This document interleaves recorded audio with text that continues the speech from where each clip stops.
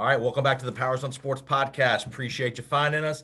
We are in the thralls of NFL training camp here in the month of August. We are going to be doing a 2-division per episode preview for the entire month of August, and we are going to be starting off with the NFC and AFC East. And no better person to talk to about the AFC and NFC East than Zach Gelb. He is the host of the CBS Sports Radio show, The Zach Gelb Show, weeknights 7 to 10 p.m. on all your CBS Sports Radio affiliates. Plus, he's on Sirius XM as well. So, Mr. Gelb, welcome to the show, sir. Jason, great to be here. And I was a little bit disappointed when we first met a few weeks back after my Rangers lost to the Lightning. I was disappointed about that, but we went out for lunch with a bunch of other people, most importantly, TJ Reeves, a mutual friend of ours, and you didn't order any dessert. You didn't have the key lime pie, and I'm still annoyed that you didn't have any dessert, especially when TJ was paying. I know, right? I know. Bad thing is I see TJ often enough, so I got to be careful because he'll get me the next time I buy, so I got to be careful. It's a good point. I wasn't on the inside of all the who's paying for who when I was in Tampa. So, yes, I know that TJ is never shy, and I'll probably run up your bill the next time. So it makes sense. So you got to be careful. All right, Zach, before we get to the division, I want to get a couple quick minutes about your career. Give the audience a little perspective of how long you've been in the business, how'd you get in, kind of what was your big break, and where'd you go to school and all that good stuff. Couple minutes. Yeah. So when I was 8 years old, I went into work with my father, who produced Mike and the Mad Dog at the time. And the show before them was Sid Rosenberg and Joe Beningo, and their producer is a big Patriots fan by the name of Ray Martell when Ray was working with those guys when they were doing the middays at the Fan. So they put me on the air because they thought it'd be a good bit with Joe being a crazy Jets fan to have an 8-year-old kid talk some smack about the Patriots going up against the Jets with that matchup. So I was driving home with my dad that day, and I would always try to play hooky and go to work with my dad because I thought it was the coolest thing, my father working at a sports talk radio station. I said to him, this is what I want to do. Now, my dad didn't say it at the time, but a few years later, he goes, you do not want to be involved in this business. Go do something else. It could be a very painful business and a ruthless business, although it is very rewarding. And I've seen both sides of it. So I've always grinded away. And then eventually I kind of proved to my dad, okay, I have some talent and I was good at this and there was an entertainment value to it.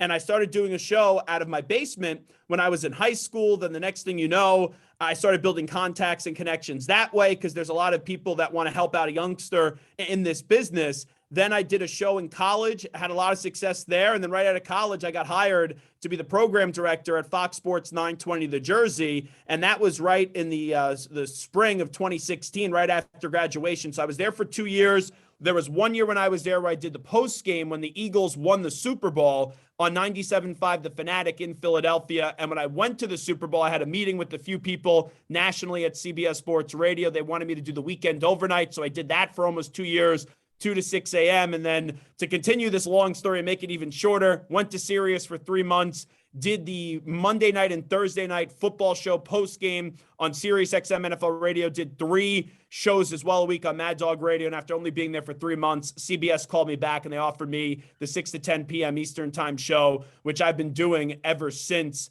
2019. So it's been a blast. It's been a whole lot of fun. And there's been a lot of things that have been going on in the world. So there's been a lot of moments where we've had sports or we haven't had sports, right. But I've had a blast just trying to entertain everyone Monday through Friday on CBS Sports Radio. Yeah, I remember when you were on Sirius XM.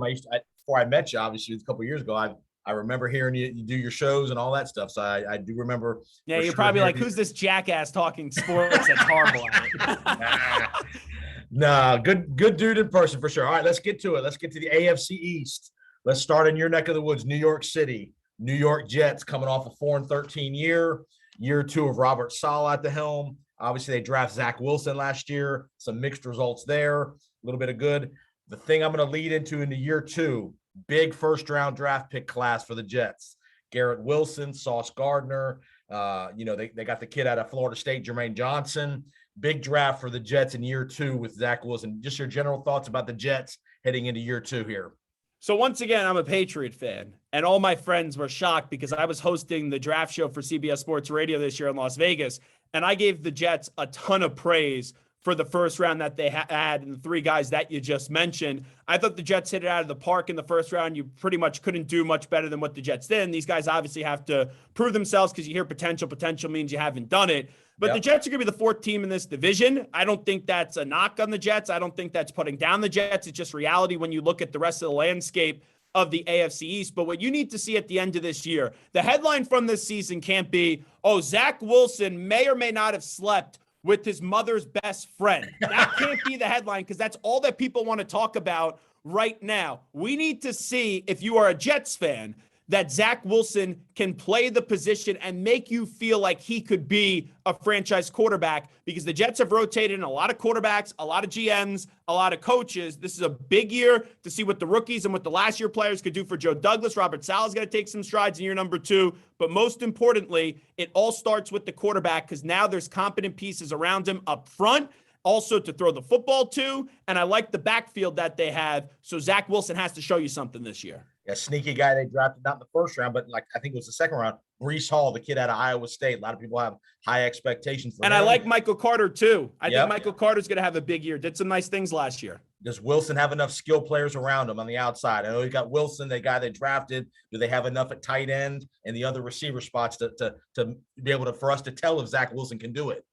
Well, I think he's in a better spot than he was a year ago. And you bring in CJ Uzomah in this offseason. I know we don't usually look at the Bengals as a team that's great, but they were just in a Super Bowl and he did some positive things. So I think he has enough to go show you that he could go get 6 or 7 wins this year. And here was, like, when Sam Darnold was here, Sam Darnold, and I know he didn't have a good coach, I know he didn't have a lot of talent around him, but there's got to be some guys that just elevate. Like when Deshaun Watson was with the Texans, he led the league in passing and had barely no one to throw the football to and no one in that backfield. I'm not saying you have to go lead the league in passing, but you have to at least give me a handful or two of moments this year that you go, okay, this could be the guy for the Jets. That's something Sam Darnold never did in New York. Wilson has to do it in year number 2. And he did have some moments last year where he had some flashes of some brilliance, of good throw. You're thinking, okay, this guy's got an arm. Last question about the Jets, and we'll move on. Questions about Robert Saleh. Is he a coordinator or is he a head coach material? What did you get in year 1 of Saleh as a head coach? Well, I love his introductory press conference. Now, what does that really mean? I think Saleh has the potential of being a really good coach. He was a phenomenal motivator and did a heck of a job with that defense with the 49ers. But how many times do we see a hot coordinator? Everyone wants him. And the Jets usually do not get that guy. They landed this guy. Here's what I said when he got the job. Year 1's a wash. Year 2, improve. And then going into year number 3, you have to have the look of a coach, or at least give that confidence to the fan that, okay, we can make the playoffs this year. He gets 3 years. Year 1, it wasn't anything disastrous. It's kind of went how I expected it to. He's got to take that next step this season and get three or four more wins than what he had from a year ago, probably. All right, let's stay in state. Let's go up to Buffalo. Sean McDermott leading the charge, 11-6 Buffalo. They lose the heartbreaker in Kansas City in the playoffs last year, the disastrous last 13 seconds of regulation there. They add Von Miller, big addition. They add Jamison Crowder, a guy you're familiar with. Case Keenum is a backup quarterback. They draft a cornerback in the first round. What are your thoughts, Buffalo? To me, their pass rush has always been their problem the last couple of years as far as an elite defensive team. Good defense, but never elite because of that pass rush. Is Von Miller the guy that answers those questions? Well, I talked to Brandon Beane right after the draft when he joined us on the show, and the number one thing he said about Von Miller, they know he could still play. There were questions about that when he got traded from Denver. He showed that in the postseason. He showed that down the stretch with the Rams, but they bring him in, and the biggest part is you can't put a value on that Super Bowl experience. And I've said this before, and I'll say it again.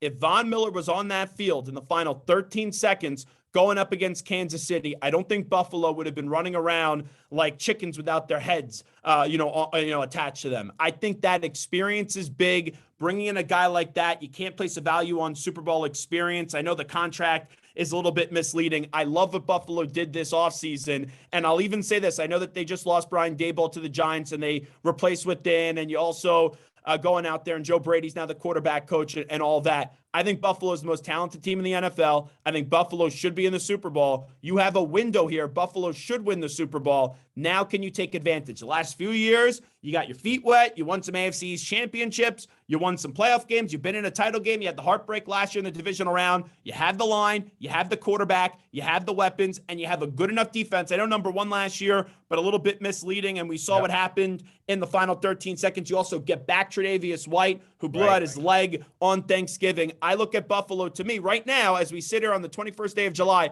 they're my pick to win it all. And again, the dealing with pressure and expectations. They were all the last couple of years, they've been the rising team. Now they're the team everybody expects to get to the Super Bowl and unseat Kansas City and unseat the strong teams in the AFC. Is McDermott a big enough coach? He melted down in Kansas City. Say what you want to say. He melted down. He should know better. He's a defensive guy.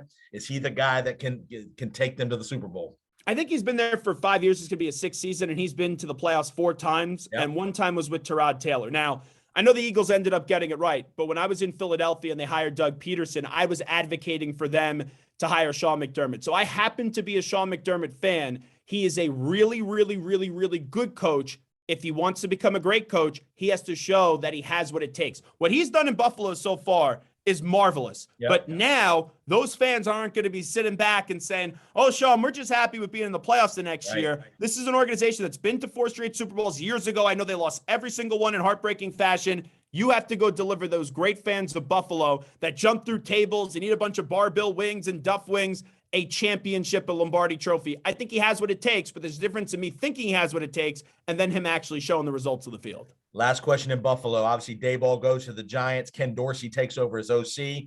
Pretty seamless there. They're keeping the same offense, the same vernacular, all that good stuff. You think Ken Dorsey will be okay? I mean, you're going to see a lot of Josh Allen at the line of scrimmage, audibling, calling a lot of plays probably. You think the Dorsey transition will be any issue? No, I don't think so whatsoever, because you hit the nail right in the head. They have Josh Allen. So I have no concerns. Josh Allen's a top 5 quarterback in the league. We've seen a lot of great quarterbacks lose coordinators throughout the years. The great quarterbacks, yes, I'm not undermining the importance of a coordinator, because it is important to have that synergy with your quarterback, but I think they'll be more than fine because of the guy that they have throwing the football. All right, let's go to your neck of the woods, the fandom that you have for the New England Patriots. Bill Belichick, 10-7 last year. They get smashed in Buffalo in the wild card round. They a very peculiar first round pick in Cole Strange, kind of a guy nobody ever heard of. Strange pick. A lot of people thought he was a second or third round pick at best. The biggest first question I'm going to have for you, Joe Judge or Matt Patricia calling plays in New England, really? If that's the case, I don't usually ever doubt Bill Belichick. That one I will not get. My theory is that the hoodie is actually going to be calling the plays. I think it's going to be Bill Belichick. But if they have Matt Patricia, who I liked as a defensive coordinator, with his pencil in his ear, trying to put this formula out there for Mac Jones, I'll be ill. And I saw Joe Judge here in New York. I know he's with the Patriots before being the special teams coordinator and then a receiving coach for a year or two. But Joe Judge was taking knees and having kneel downs inside his own 5-yard line a year ago on back-to-back plays. I don't want that guy telling Mac Jones what plays to call. I think they have a lot of trust in Mac Jones. Maybe Mac Jones takes a big step in year number 2 and operates at the line of scrimmage. Ultimately, though, Bill, really, Judge, Patricia, I know you do some strange things, and usually you shut everyone up. I don't think those 2 guys will be calling the plays. I really do believe it's still going to be the hoodie. Added Devontae Parker, Jabril Peppers, lost a big corner in J.C. Jackson. Shaq Mason, one of their linemen, traded down here to Tampa with Tom Brady. What do you see as the future of Belichick? Is he here for the next couple of years, 5 years? What do you see as Bill's future in New England? Well, he's chasing the Shula record for the most wins in the history of the NFL, and I do think that's important because I've interviewed Bill before. If you ask Bill the generic questions, he'll give you nothing. When you get into the history of the game, even though he'll undermine his own importance in it, he will definitely value that, and that will mean something significant to him if you have the most wins out of any coaches in the history of the NFL. I have no clue when Bill's going to leave. I've said this years ago, and I'll say it again. I've been told this, that when Robert Kraft steps away from the day-to-day operations or Jonathan Kraft takes more of a bigger role, then that will be the out for Bill Belichick. Not that Jonathan and Bill have a bad relationship, but because of how close and how loyal Belichick feels and how much he thinks he owes to Robert Kraft for getting him there into New England with all those complexities at the time. So that could be dependent on how much longer Kraft is there and fully being the guy, the main point person in New England. But I think Bill wants to leave this franchise in a good spot. I think that's important to him. I think he wants to show people Brady got it done without me. I could go find a way to still get a Super Bowl. I was very happy with what they did a year ago. I thought Cam was going to start. I did not want Cam to start. I wanted Mac Jones to start. I was happy with Mac Jones.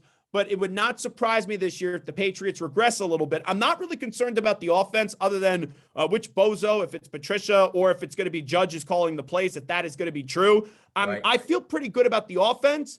It's defensively where I am concerned. I was at that game, freezing my ass off in Buffalo. -2 degrees was not fun, and that defense got destroyed up and down the field. They lost a lot of pieces on that defense. I think the secondary is better than what people think, but the front seven is still a concern to me. So my concern with the Pats this year is more defense than offense. I think they will still be a good team, like 9-8, 10-7, but that's probably not going to be good enough to get the 7th seed in this AFC, which is very crowded. As the fan base, and you're part of that fan base, is that fan base getting a little nervous about what's going on? It's year 3 after Brady. He really hasn't. I mean, like you said, they probably overachieved a little bit last year. Do you think this year they really need to see this, or are they going to be okay if they're 9-8 or 10-7 again? I can't speak for the entire fan base, but I'll say this. Anyone that's doubting Bill Belichick, other than who's going to be calling the offensive plays, is a bleeping moron. If there is one person that says if the Pats miss the playoffs this year that Bill Belichick needs to get fired, you either have not watched football for the last 20, 30, 40 years, or you're just looking for attention. To me, Belichick, even if he misses the playoffs this year, if anyone says he's on the hot seat, that's ridiculous to me with what he's done in this league. And it's funny. Now, everyone says it's all Brady, it's all Brady, it's all Brady. And I hate that conversation. Who gets more of the credit? Is it Brady or Belichick? For years, I said it's slightly more Brady because he's on the field. And even Belichick will say it's all about the players at the end of the day. But Tom Brady doesn't become who Tom Brady is without Bill Belichick, because if that was the case, the guy would have been a first-round pick. And remember, he went in the 6th-round pick, 199 overall, and Belichick had a great defense early. Brady then was better than what anyone thought. The Bledsoe injury, all of that. Belichick, there's been many games the Patriots won because of him. There's been many games the Patriots won because of Tom Brady, and there's been many games where they won because of both of their greatness in the NFL. So I hate that conversation. All right, so let's go to maybe the biggest wild card team in the whole league, the Miami Dolphins. Big changes down there. You had the whole Brian Flores situation in the offseason. He left. They hire Mike McDaniel, the OC from San Francisco, to be the head coach. You have the huge trade they make for Tyreek Hill. They give up a boatload of draft picks. They bring in Teron Armstead to solidify the line. But Tua. What's your thoughts on Tua in year 3? Make or break year for Tua? It's put up or shut up time for Tua Tagovailoa. And I don't think the Dolphins are going to make the playoffs this year. Okay. I think they'll be a competent team. I think they'll be above 8 wins in that 8 to 10 win range. But as I said about the same thing with the Patriots, 8 to 10 wins, you're not a lock to make the postseason this year. If you're in that 9 or 10 win category in the AFC with how deep it is, if you get 9 or 10 wins in the NFC, yeah, you could go be the 6th or the 7th seed, but that's not going to be the case in the AFC. Tyreek Hill, he confuses me because at first, all he does is hype up his guy Tua Tagovailoa, and then you hear some of the comments recently, oh, it's a prove-it year for Tua, and it's like, do you believe in the guy or don't you believe in the guy? I compare Tyreek Hill to this, and Tyreek Hill's a phenomenal football player, as we all know. But Tyreek Hill is the guy that broke up with his ex, realizes it was a mistake to break up with his ex, now is getting with his new girlfriend, and he's telling everyone, oh, this new girlfriend's better than the other girlfriend. This is awesome. This is unbelievable. And all his buddies are saying, dude, what are you talking about? You're a moron for leaving the other person that you were with. Right. That's what I think's going on with Tyreek Hill right now. He'll take a step back. He'll still be phenomenal because he has great speed, but he will miss the Chiefs more than the Chiefs will miss him. Are you worried about Mike McDaniel? Never really calling plays. He was kind of the understudy in San Francisco to Shanahan. There's been a lot of talk. How much involvement was he really in the offense? You get mixed reviews of all that stuff. Are you worried about a first-year head coach going to Miami with all that pressure that they do have on the team? Well, here's what I like. They improved the offensive line greatly. They're going to make a commitment to running the football. I don't know what Mike McDaniel is going to be. I know everyone loves his personality and how he's a little bit bizarre when he gets to the podium. Yeah. But that could fade very fast, especially if this team gets off to a rough start. The first 5 to 6 weeks of this season, we'll know who the Miami Dolphins are. They can't start off like how they did last year, because if they do, that's going to get ugly quick in Miami. Yeah, and then you have the looming presence of Sean Payton out there as a potential guy. You know, if McDaniels did have a poor year, it could be a one and done if he really cratered, because you got Sean Payton out there. And then you also have the speculation of potentially Tom Brady leaving Tampa, maybe coming down there to play, owner, who knows. But a lot of pressure on Miami. To me, they're they're probably the biggest wild card team in the AFC for sure. That could go either way. They could, like you said, they could be an 8 or 9 win team. And then a lot of people think they could be a 10 or 11 win team. I don't know about that, but we'll see. All right. You listen to the Powers on Sports podcast. We're on with Zach Gelb, host of the Zach Gelb Show on CBS Sports Radio. We're breaking down NFC and AFC East division previews heading into the regular season, which will be coming up here in a few weeks. Let's go to the NFC, my man. Let's start up in Washington. Our buddy Daniel Snyder refuses to answer the subpoena. Doesn't want to. Well, go not to my buddy. I can't stand the guy. No, I know. All the drama going on in DC over the last few years with the name and all the allegations and all that stuff. They were 7-10 under Rivera.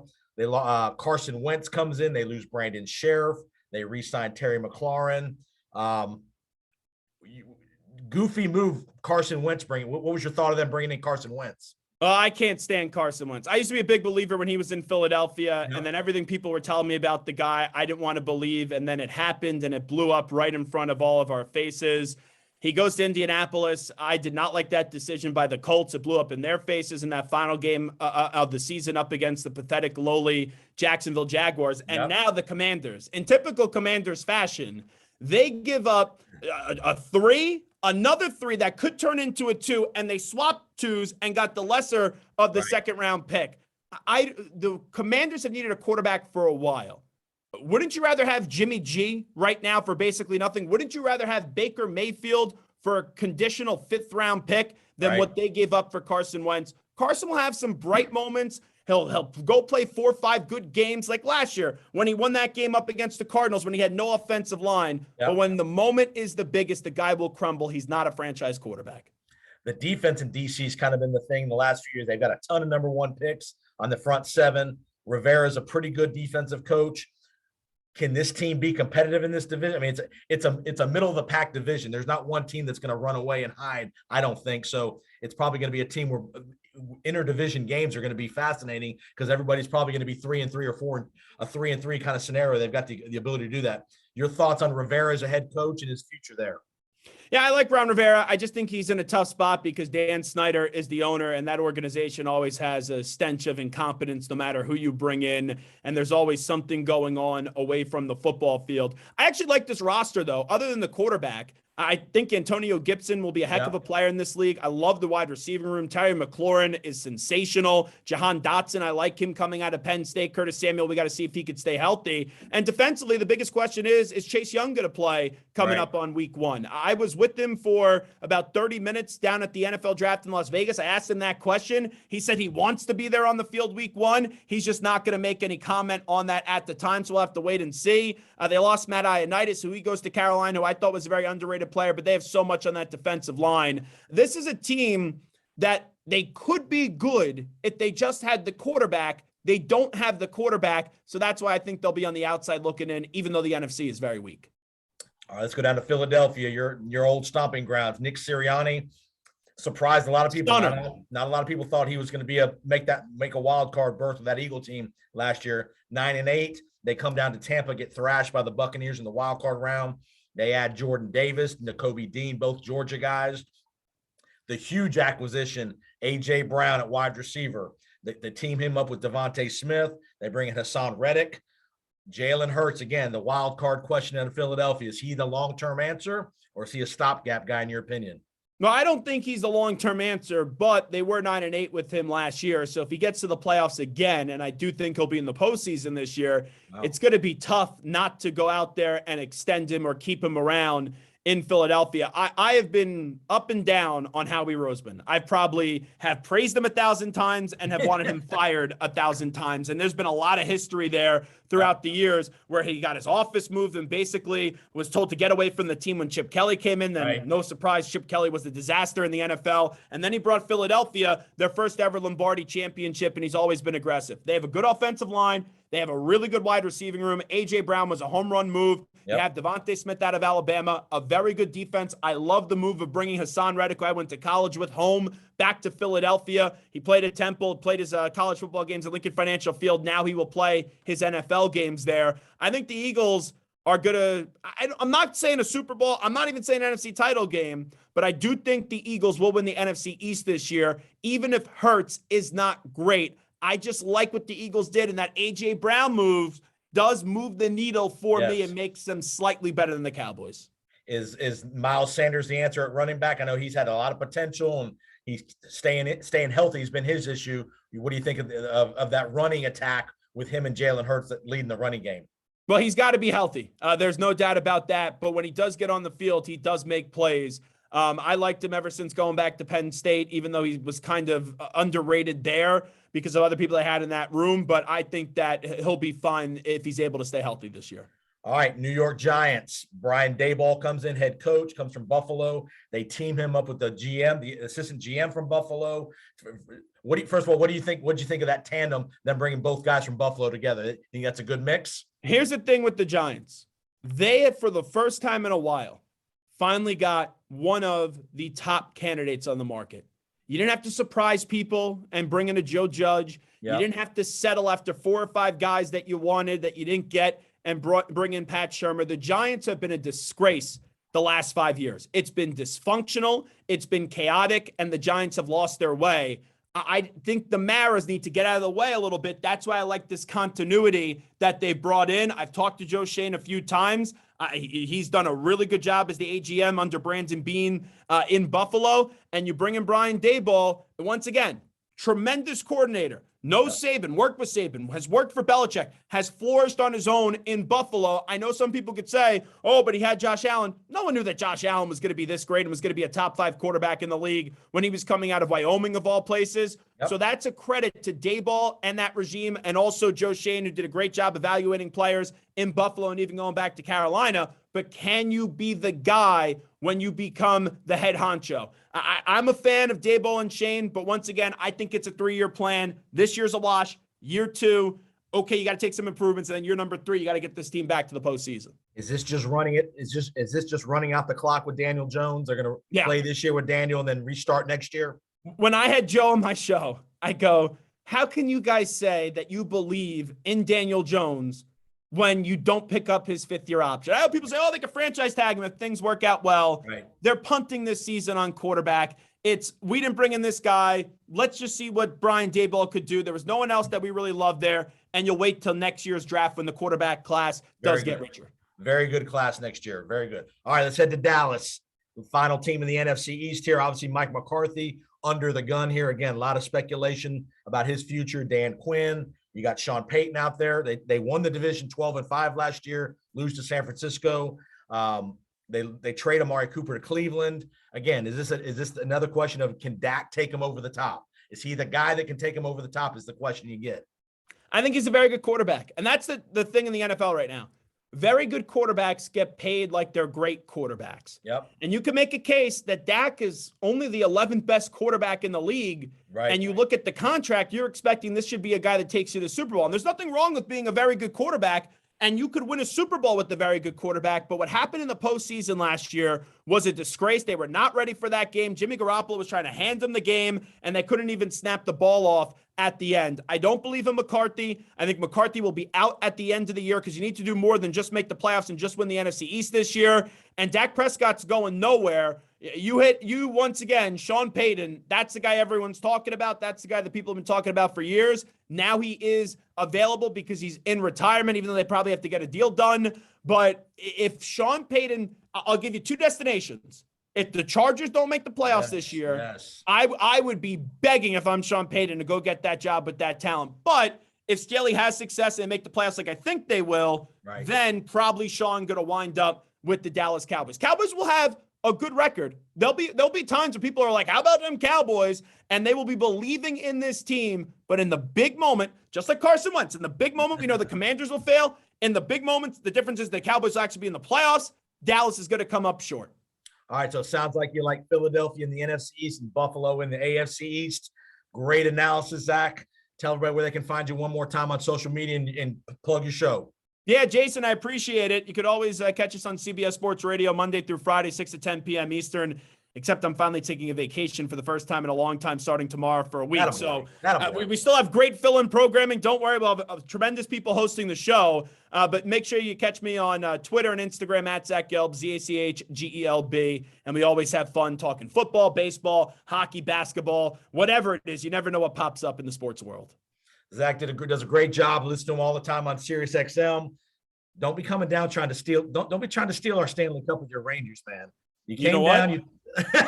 He's putting on his Rangers hat right here on the Zoom interview here. So keep your guys' run is over. It's time for new champions. And you got to the Cup final, then you lose. You guys will probably kick our ass next year. Well, keep up the great work, Zach. Appreciate the time, man. We'll talk again real soon, and have a great summer. The rest of your summer.